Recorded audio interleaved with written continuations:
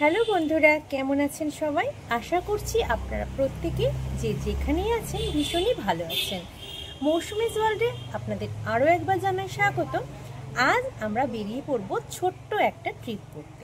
তো চলুন, কোথায় যাচ্ছি আর কি করছি সবটাই কিন্তু শেয়ার করব আপনাদের সাথে। সাথে থাকবেন আপনারা।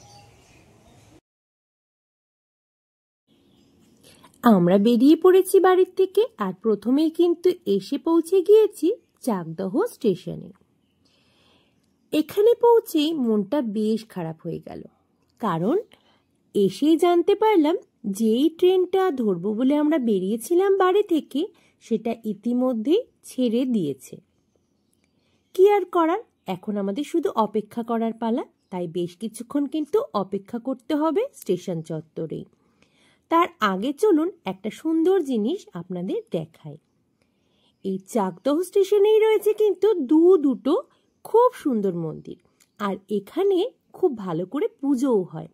শনি মঙ্গলবারে তো এত ভিড় হয় এখানে, কি বলবো। আর এই যে মন্দিরটা রয়েছে, এটা কিন্তু রয়েছে বজরংবলী দেবের মন্দির। দেখুন, আমি কিন্তু একেবারে ভেতরে প্রবেশ করছি না, বাইরে থেকে যতটুকু যা তুলে ধরা সম্ভব সেটুকুই আপনাদের সামনে শেয়ার করছি। দেখুন, মন্দির চত্বর থেকে তো বেরিয়ে এসেছি, আর পরস্পর কিন্তু অনেকগুলো ট্রেনই আমাদের ছাড়িয়ে চলে যাচ্ছে, আর মনটা আরো বেশি খারাপ লাগছে। যেহেতু হঠাৎ করেই ঠিক করেছি আজ ঘুরতে যাব, খুব তাড়াতাড়ি রেডিও হয়ে নিয়েছি, অথচ ট্রেনটাই পেলাম না। যাই হোক, কি আর করার, এই যে এতটা সময় কিছু একটা করে কাটাতে হবে, তাই আমি আর আমার সোনা বাবা এবার একটু খেলাধুলো করে নেব। তা না হলে ওকে তো চুপচাপ এক জায়গায় বসিয়ে রাখাই যাবে না। তো চলুন, ফোন যেহেতু সাথে আছে, আমরা একটু টিকটকটো খেলে নিই। এটা ওরও ভীষণ প্রিয় খেলা, আর আমারও।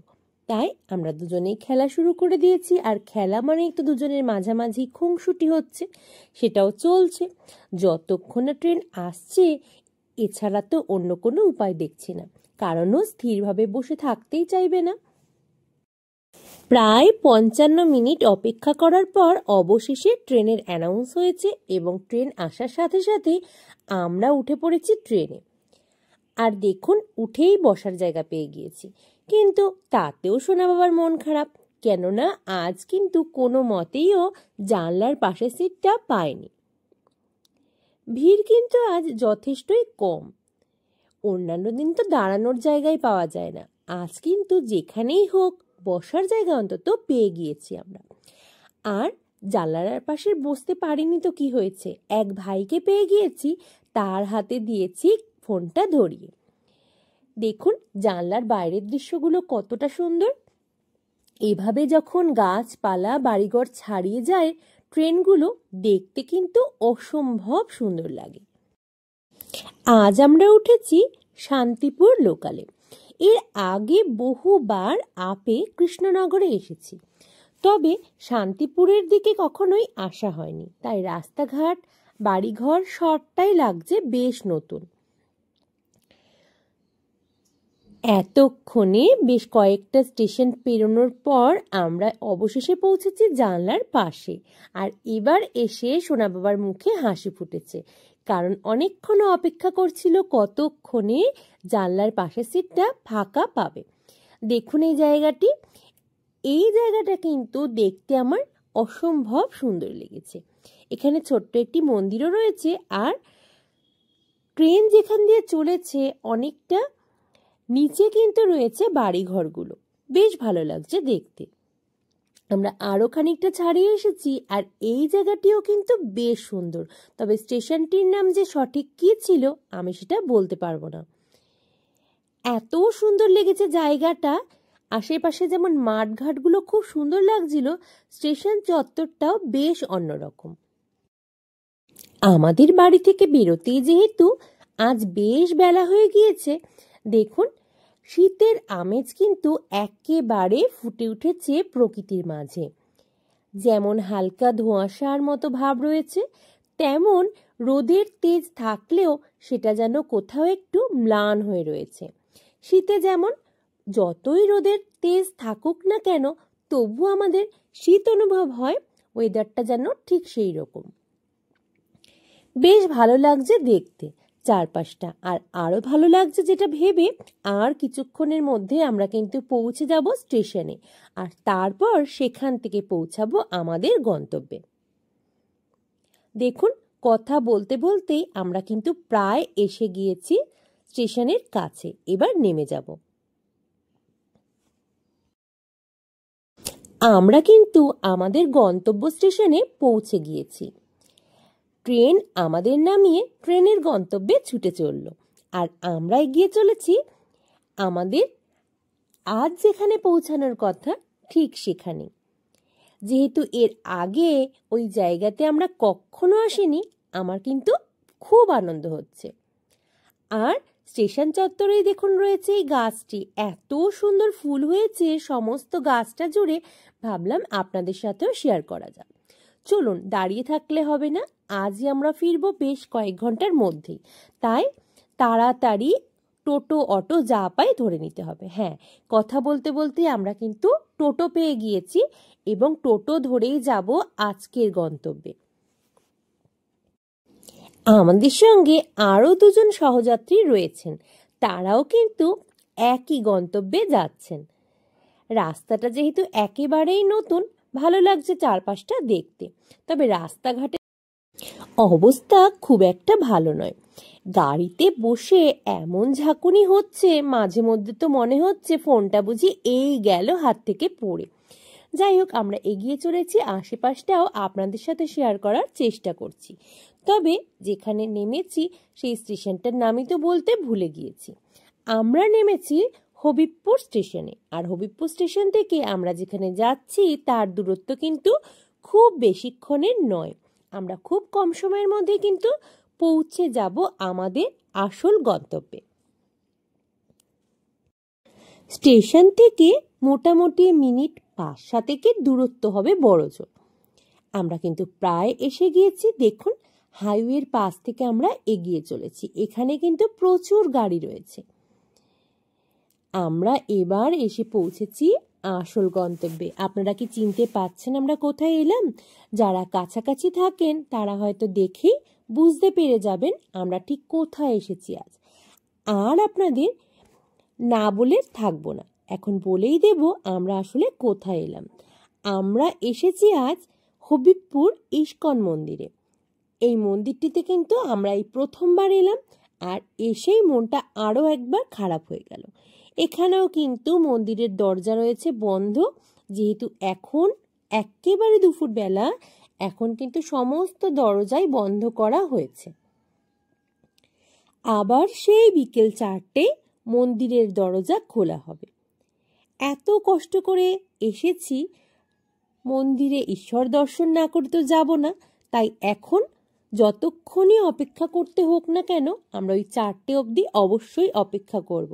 আর তারপর আমরা নিজেরাও যেমন দেব দর্শন করব, তেমন দর্শন করাবো আপনাদেরও ভিডিওর মাধ্যমে। হবিবপুরের এই ইস্কন মন্দিরের চত্বরটা কিন্তু রয়েছে বেশ অনেকটাই বড়। বাইরে থেকে মন্দিরটা যতটুকু দেখানো সম্ভব আমি চেষ্টা করছি দেখানোর। যেহেতু মন্দিরটার হাইট অনেকটাই বেশি আর পাশেই রয়েছে বড় রাস্তা, সেই কারণে কিন্তু রাস্তায় দাঁড়িয়ে আমি একেবারেই ভিডিওটা তুলতে পারছি না। সামনে থেকে যতটা তুলে ধরা সম্ভব আপনাদের চোখের সামনে তুলে ধরার চেষ্টা করছি। এখানে যা যা নিয়মাবলী রয়েছে, এটা যেহেতু কার্তিক মাস চলছে, সেগুলোও কিন্তু আপনাদের চোখের সামনে আমি তুলে ধরার চেষ্টা করলাম। আশেপাশটা দেখুন কত সুন্দরভাবে বসার জায়গাগুলো করা রয়েছে। ভেতরে কিন্তু বিভিন্ন ছোট বড় মাপের গাছ রয়েছে, আর সবুজের সমারোহে কিন্তু চারপাশটা বেশ সুন্দরভাবে ভরে উঠেছে। এখনো যেহেতু অনেকটা সময় আমাদের এখানেই থাকতে হবে, তো প্রথমেই আমরা চারপাশটা একটু ঘুরে দেখে নেব। চলুন, সাথে থাকুন আপনারাও। আজ বোধহয় আমাদের মন খারাপ দিবস। এছাড়া আর কি বলবো বলুন।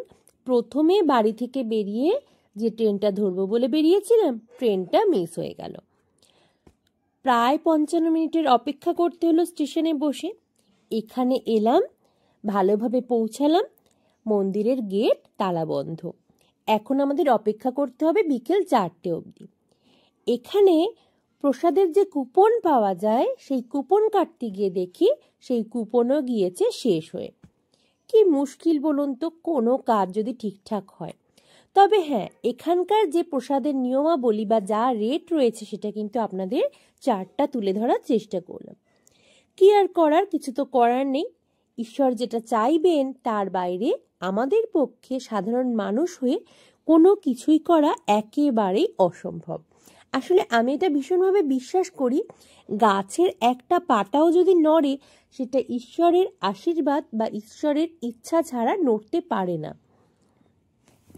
ভেতরে চলে এসেছি আর দেখুন এখানে খুব সুন্দরভাবে, আমি এটা জানি না এটা আসলে কি, এখানে হয়তো কোনো থাকার ব্যবস্থা বা কিছু রয়েছে। এটা কিন্তু অনেকটা বড় জায়গা জুড়ে রয়েছে এবং খুবই সুন্দরভাবে সুসজ্জিত।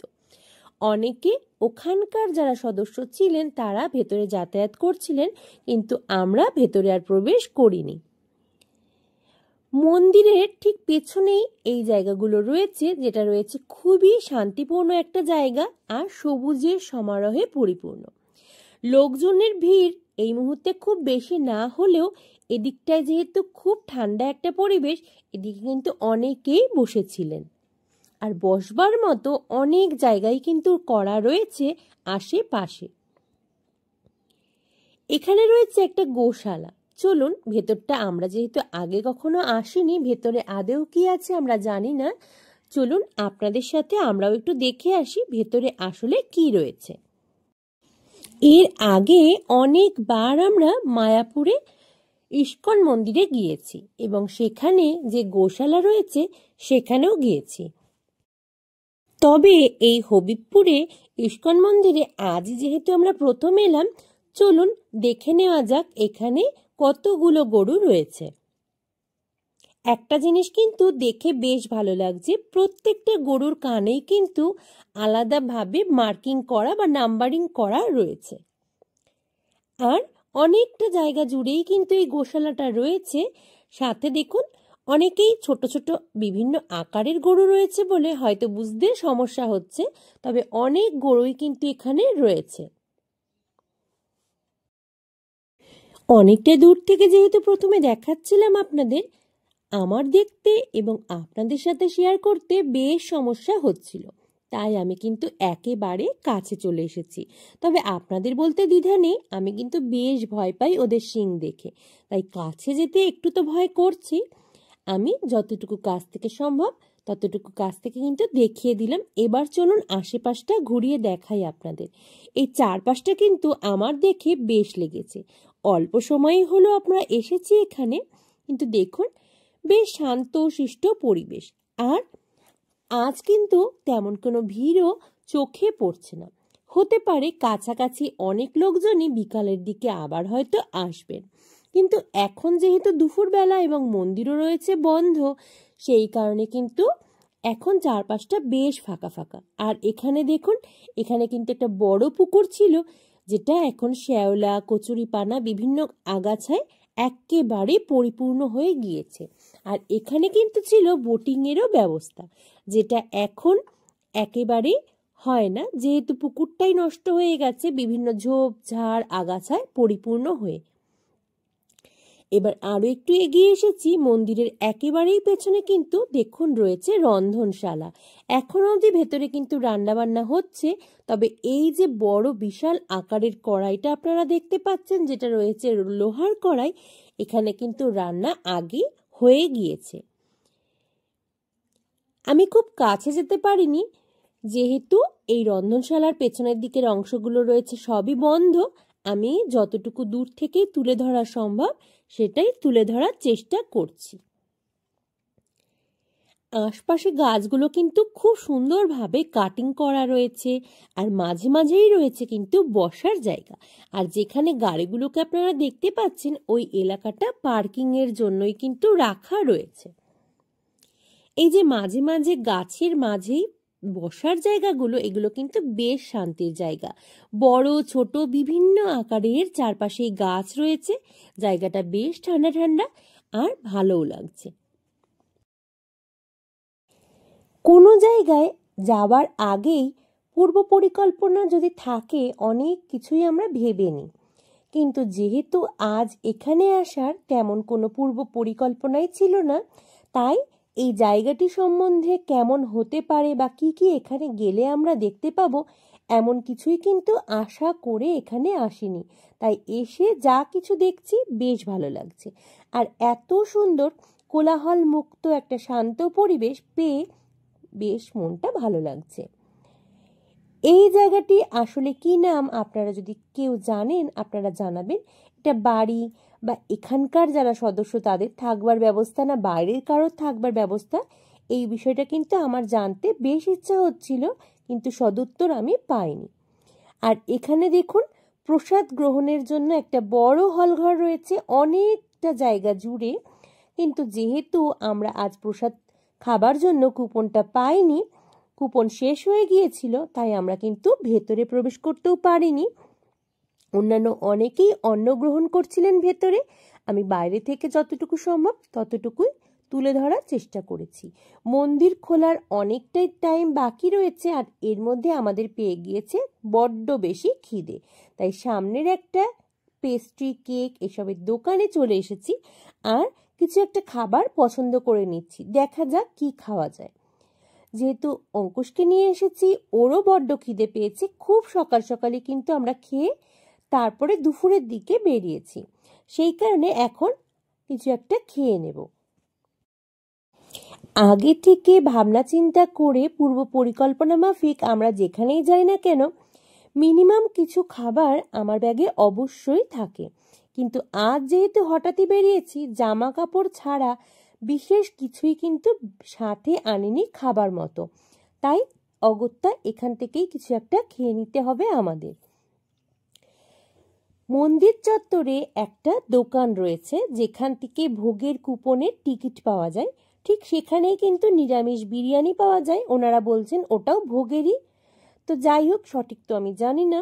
ওই বিরিয়ানিটা আমরা কিন্তু বিকালের দিকে খাবো, মন্দির খোলার আগে বা পরে, এখনো সেটা তৈরি হয়নি, তৈরি হতে মিনিমাম 4টে বাজবে।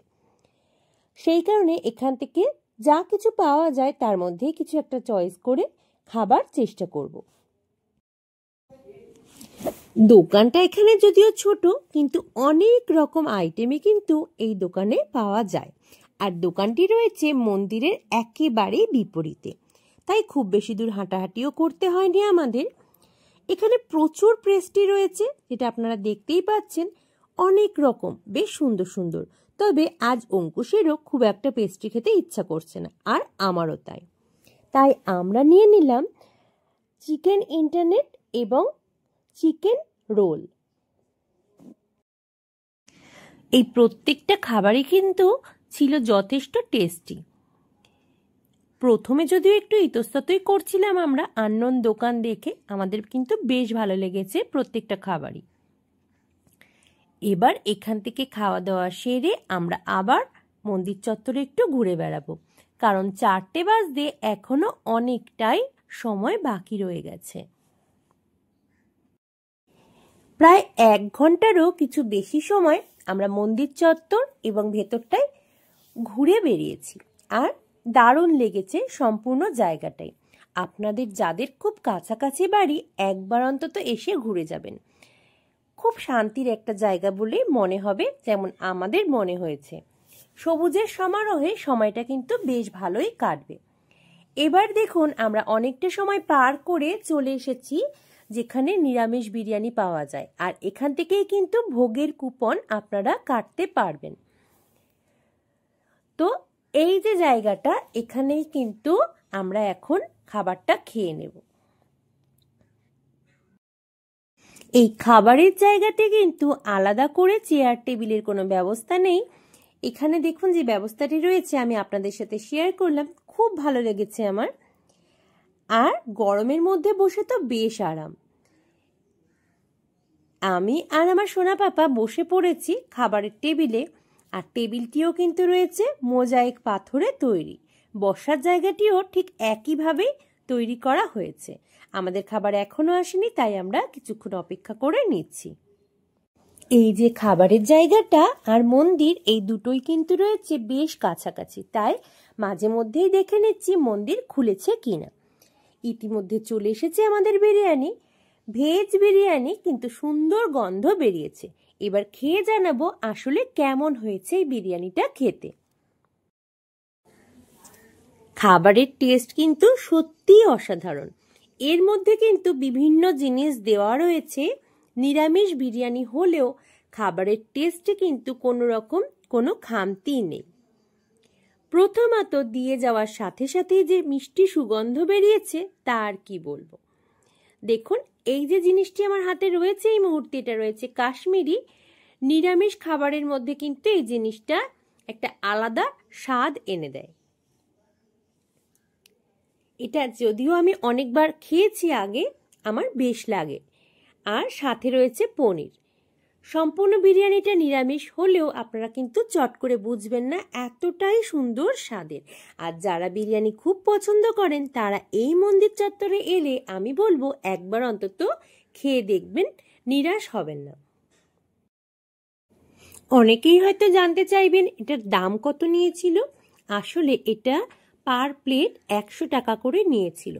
আর 100 টাকা অনুযায়ী কিন্তু বিরিয়ানির কোয়ান্টিটিও ছিল অনেকটাই বেশি এবং টেস্টও ছিল অসাধারণ। আর আমরা আরও একটা পার্সেল নিয়ে নিলাম বাড়িতে নিয়ে যাওয়ার জন্য। আর সোনা বাবা তো খেতেই পারেনি, সেটাও আমরা সাথে নিয়েছি। এবার চলুন মন্দিরের সামনে একটু অপেক্ষা করা যাক। 4টে বেজে গেছে আর মন্দিরের বাইরের দরজাটাও দিয়েছে খুলে, কিন্তু এখনো অবধি ভগবানের দর্শন মেলেনি। যেহেতু সামনে ভেতরে যে কাঠের দরজাগুলো রয়েছে সেগুলো কিন্তু এই মুহূর্তেও রয়েছে বন্ধ।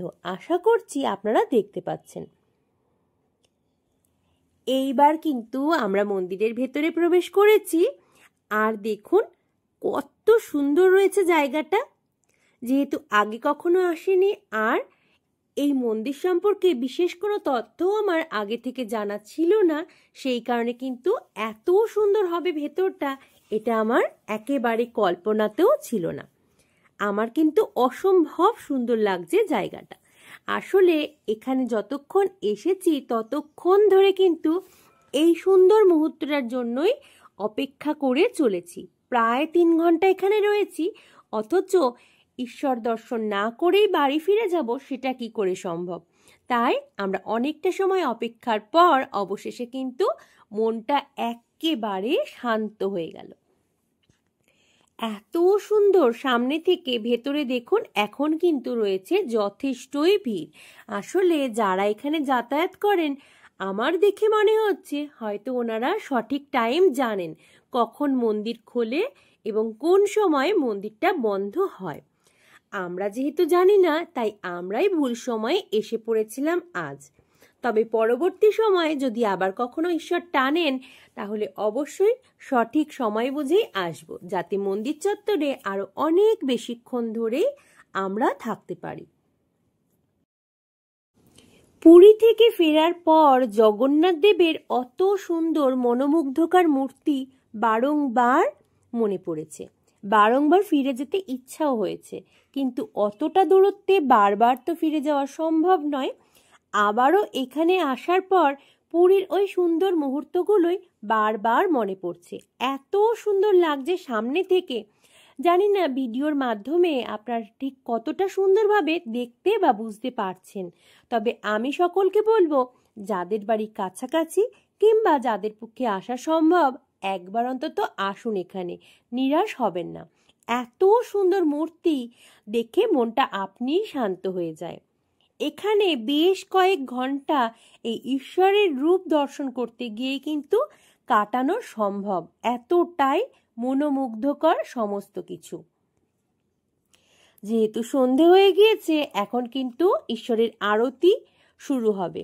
আর এখানে মন্দিরের একজন সদস্য ছিলেন, তার কাছে আমি জানতে চেয়েছিলাম এখন সকলে প্রদীপ দিচ্ছে তার কারণ কি। আসলে এই সময় দামোদর মাস চলছে, কার্তিক মাসে এখানে কিন্তু দীপদানের নিয়ম রয়েছে।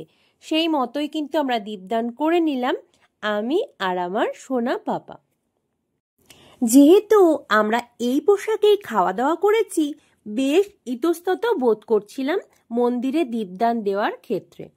কিন্তু এখান থেকে আরও একটা সুন্দর তথ্য জানতে পারলাম, যেটা আমার একেবারেই জানা ছিল না। স্বয়ং জগন্নাথ দেবও কখনো অভুক্ত থাকতে পারেন না, ওনার বারংবার খিদে পায়।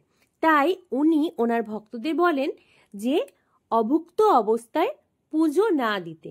এই বিষয়টা কিন্তু সত্যি আমি জানতাম না আগে কখনো, তাই জানতে পেরে বেশ ভালো লাগলো। যে কোনো মন্দির সম্পর্কেই আমার জানার আগ্রহ বরাবরই খুব বেশি, আর যেটুকু জানতে পারি সেটুকু শেয়ার করতে পারলেও আমার বেশ লাগে। যাই হোক, এখন কিন্তু বেশ সন্ধে নামছে, আর দেখুন ধীরে ধীরে কিন্তু মন্দির চত্বরে ভিড়টাও হয়ে যাচ্ছে যথেষ্ট। বেশ অনেকটা সময় কিন্তু আমরা ছিলাম যখন মন্দির চত্বর ছিল বেশ ফাঁকা ফাঁকা। এখানে যে আমরা প্রদীপগুলো দান করলাম সেগুলো কিন্তু মন্দির চত্বর থেকে কিনতে পাওয়া যাচ্ছে। এক বা একাধিক প্রদীপ আপনারা চাইলে ভেতর থেকে কিনে নিতে পারবেন। যেহেতু আগে থেকে আমরা জানতাম না, তাই আমরা কিন্তু সাথে সেভাবে কিছুই নিয়ে আসিনি, ভেতর থেকেই তাই প্রদীপগুলো নিয়ে নিলাম। সকালে বাড়ি থেকে বেরোনোর পর বারংবার মন খারাপ হয়েছে আমার। প্রথমত, যেই ট্রেনটা ধরবো বলে বাড়ি থেকে বেরিয়েছিলাম সেই ট্রেনটা চোখের সামনের দিকে বেরিয়ে গেছে, ট্রেনটা পাইনি। মন্দিরে পৌঁছেই প্রথম দেখতে পেলাম মন্দিরের গেট রয়েছে তালাবন্ধ। তারপর প্রসাদের কুপনও আমরা পাইনি। এই সমস্ত কারণে মন কিন্তু হয়ে গিয়েছিল বেশ খারাপ। তাই অনেকটা সময় অপেক্ষা করার পর যখন মন্দিরের গেট খুলেছে এবং ভেতরে প্রবেশ করা সম্ভব হয়েছে, সবটুকু মন খারাপ এক নিমেষেই দূর হয়ে গিয়েছিল। অনেকটা সময় থেকেছি এখানে, যদিও মন্দির চত্বরে মন্দিরের ভেতরে খুব বেশিক্ষণ আজ থাকা হলো না, যেহেতু সন্ধে নামছে আর আমাদেরও বাড়ি ফিরতেই হবে। আমরা আবারও বেরিয়ে পড়লাম বাড়ির উদ্দেশ্যে। একই রাস্তাঘাট, একইভাবেই আমরা ফিরছি টোটোতে, কিন্তু মনটা বেশ খারাপ। আরো বেশিক্ষণ থাকলে হয়তো বেশি ভালো লাগতো। তবে ভালো জিনিস অল্পই ভালো, তাতে আকর্ষণ থেকে যায়। আমরা আবারও যদি কখনো সম্ভব হয় আসবো এখানে। ভীষণ কর্মব্যস্ত জীবনে এমন একটু আধটু মুক্তির শ্বাস বেশ ভালোই লাগে। তো যাই হোক, আমরা এবার ফিরছি আর এসে পৌঁছে গিয়েছি ইতিমধ্যেই স্টেশন চত্বরে। আমরা হবিবপুরে স্টেশনে এসেছিলাম, এখনো কিন্তু আবারও এসে পৌঁছে গিয়েছি হবিবপুর স্টেশনে। তবে এদিক থেকে ফেরার ট্রেনও অনেকটা দেরিতেই থাকে, প্রায় ঘন্টাখানেক পর পর এখান থেকে ট্রেন পাওয়া যায়। দীর্ঘক্ষণ অপেক্ষা করার পর অবশেষে কিন্তু অ্যানাউন্স হয়ে গেছে ট্রেনের। এবার যে ট্রেনটা আসবে সেটা ধরেই আমরা পৌঁছাবো চাকদায়। আসলে হবিবপুরে বিশেষ একটা যাতায়াত করা হয় না, সেই কারণে আমরা বুঝতেই পারিনি ঠিক কোন জায়গা থেকে আমাদের উঠতে সুবিধা হবে। আমরা উঠে গিয়েছি ভ্যান্ডারে, আর যথেষ্ট ভিড় রয়েছে আজ ট্রেনে। তবে আমি বসার জায়গা পেয়ে গেছি কোনো রকম। একটু পরেই কিন্তু আমরা নামবো চাকদায়। আপনাদের আসার সময় কথা দিয়েছিলাম যে এখানে আরো একটা মন্দির রয়েছে, সেটা ঘুরে দেখাবো। তো এখন সুযোগ হলে অবশ্যই মায়ের মূর্তি দর্শন করাবো আপনাদেরও। এই প্রথমবার আমরা কিন্তু ভ্যান্ডারে করে পৌঁছে গেলাম চাকদায়। এবার চলুন মায়ের মূর্তি আপনাদের দেখাই। আর এখানের মা খুবই জাগ্রত, একেবারে স্টেশনের ওপরেই কিন্তু এই কালী মন্দিরটা রয়েছে। এখানে নিত্য পুজো হয়, সাথে শনি মঙ্গলবার বা অন্যান্য দিনেও পুজো হয়ে থাকে। আপনারা একবার আসতেই পারেন অবশ্যই। আর এবারে কিন্তু আপনাদের থেকে আমারও বিদায় নেওয়ার পালা। যারা নতুন অবশ্যই সাবস্ক্রাইব করে পাশে থাকার অনুরোধ রইল সকলকে। ভালো লাগলে আমার ভিডিও অবশ্যই কিন্তু লাইক কমেন্ট করতে ভুলবেন না। আপনারা সকলে ভালো থাকবেন এবং অবশ্যই সাথে থাকবেন মৌসুমিজ ওয়ার্ল্ডের। কেমন লাগলো আপনাদের আজকের এই ভিডিওটা অবশ্যই জানাতে ভুলবেন না।